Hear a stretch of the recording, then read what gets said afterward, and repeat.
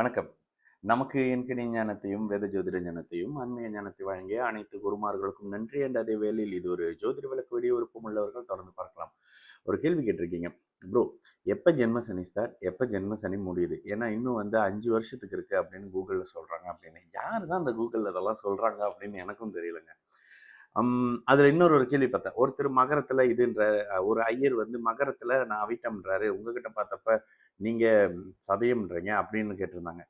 ஐயோ! தயவுசெய்து நான் சொன்னதுக்கான விளக்கத்த மட்டும் என்கிட்ட கேளுங்க. அவரு சொன்னாரு, இவரு சொன்னாருன்ற விளக்கத்த அவங்க கிட்டயே போய் கேட்டுருங்களேன். நான் சொன்ன ஸ்டேட்மென்ட்க்கு தானே நான் பொறுப்பு. சரி. இந்த அமைப்புல கேள்வி என்ன அப்படின்னா, நீங்க கும்பத்து அந்த வீடியோல தான் அந்த கமெண்ட் பண்ணியிருக்கீங்க. சரி.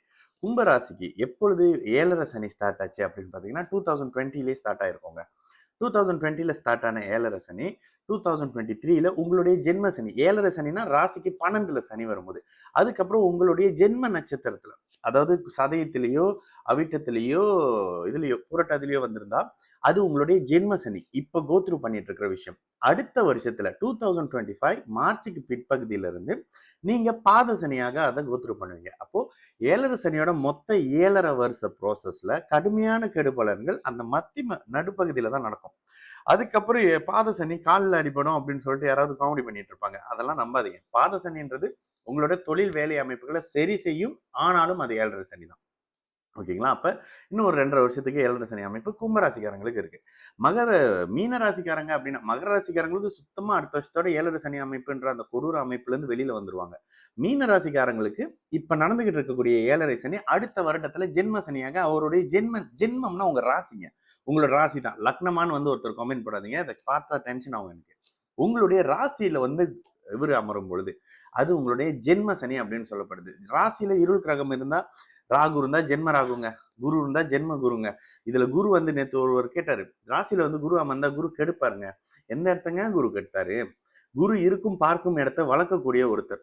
ஓகேங்களா? அதனால ராசியில இருக்கும் பொழுது உங்களை புத்துணர்ச்சியாகவும் ஒரு மாதிரி மகிழ்ச்சியாகவும் அப்படி எனர்ஜியாகவும் மாத்துவாரு. அதனால சும்மா அந்த கதை சொல்றவங்க, பாட்டு பாடுறவங்க, புராணத்துல இருந்து பலன் எடுத்து சொல்றாங்க. இதை நம்பாதீங்க. இவங்க பார்வதிக்கு எது கணிச்சு கொடுத்தாரு, அதனால பார்வதி சாபம் விட்டாங்க. தேவையில்லாத கதைக்கெல்லாம் கொஞ்சம் இந்த ரிசர்ச் பண்ணும்போது இந்த மாதிரி நிறைய கதை வரும். உங்களுக்கு பலன் ஜோதிடத்துல ஒரு விஷயத்த கணிக்க போறீங்க, அட்லீஸ்ட் நம்ம ஒரு 70% கணிக்கிறோம் அப்படின்னா புராண கதைகள், பாட்டு பாடுறது, நட்சத்திரத்துக்குள்ள தேடுறது, இதுக்குள்ள போனீங்க அப்படின்னாக்கா அப்படியே காணாமலே போயிருவீங்க. எது வருதோ, எது பிராக்டிக்கலா ஒரு மனுஷனுக்கு தேவை வருதோ, எது சரியான அமைப்புல வருதோ, எது 10 பொருத்தத்துல இல்லையோ, எது வாழை மரம் வெட்டுறதுல இல்லையோ, இந்த அமைப்புகளை தாண்டிட்டு வெளியில பாருங்க, தெளிவான அமைப்புகள் இருக்கும். அதுல குறிப்பிட்ட ஒரு சிலருக்கு மட்டுமே ஜென்ம சனி கெடுபலன்களை செய்யும். இதுல ஒளியான அமைப்புகள்ல ஜாதகமே நல்லா இருக்கு, யோக தசாபுத்தி அமைப்புகள் நடந்துகிட்டு இருக்கு, லக்னம் லக்னாதிபதி சுப அமைப்புகள்ல இருக்காங்கன்றப்ப உங்களுக்கு எறும்பு கடிச்ச மாதிரி தாண்டி வருவீங்க. ஆனா வாழ்க்கையில பெரிய செட்டில்மெண்ட் கும்பராசிக்காரங்களுக்கு வரும். இது ஜென்ம சனியில வருமா? ஜென்ம சனியில தான் வரும். அந்த மாதிரி நடந்தவங்க கூட பேசியிருக்காங்க. அப்போ இந்த அமைப்புகள்ல இருக்கும் பொழுது நீங்க உங்களுடைய தனி ஜாதகம் தான் அந்த இடத்துல பேசும். ஒரு கும்பராசி அவிட்ட நட்சத்திரம், ஒரு கும்பராசி சதய நட்சத்திரம், ஒரு மீன ராசி ரேவதி நட்சத்திரம், இப்படின்னு பலன் சொல்றவங்க கிட்ட நீங்க பாருங்க.